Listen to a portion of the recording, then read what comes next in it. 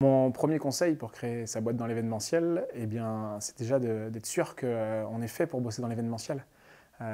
Nombreux sont les étudiantes et les étudiants qui ont ce désir de travailler dans l'événementiel, mais tous ne sont pas forcément faits pour travailler dans l'événementiel. Pour travailler dans l'événementiel, il y a un certain nombre de savoir-être et de savoir-faire qu'il va falloir mettre en œuvre.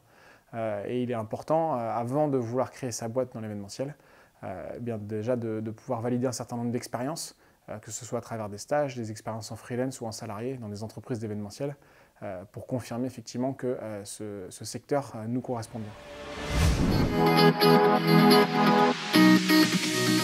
Mon deuxième conseil pour créer sa boîte dans l'événementiel, bien évidemment, c'est de se renseigner sur ce que c'est qu'une création d'entreprise. Comment ça se passe, quels sont les enjeux. Il y a un certain nombre d'étapes qui sont importantes. À Nantes, on a la chance d'avoir la maison de la création d'entreprise à côté de la chambre de commerce. On va pouvoir avoir un certain nombre de rendez-vous gratuits, par exemple avec des avocats, des experts comptables. L'idée étant de border toute la dimension juridique, la dimension comptable de la création d'entreprise.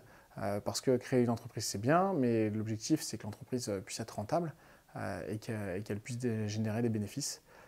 Donc pour ça, il faut évidemment avoir un business plan à la hauteur de ce qu'on veut faire, ni trop pessimiste, mais surtout ni trop ambitieux, pour avoir quelque chose d'équilibré.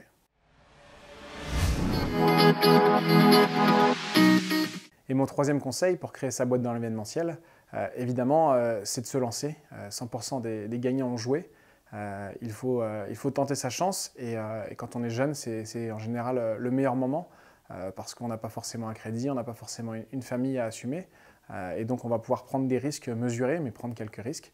L'idéal étant évidemment de pouvoir faire ça à la suite par exemple d'un contrat de travail, ce qui permet d'avoir des aides de Pôle emploi, d'avoir plusieurs mois pendant lesquels on est payé par Pôle emploi et on va pouvoir faire grandir progressivement son entreprise.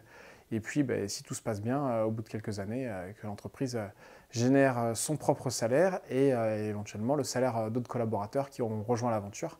Voilà, l'aventure entrepreneuriale, c'est quand même quelque chose d'assez agréable parce qu'on voit un petit peu ses rêves aboutir et on peut être fier de ce qu'on a fait par soi-même.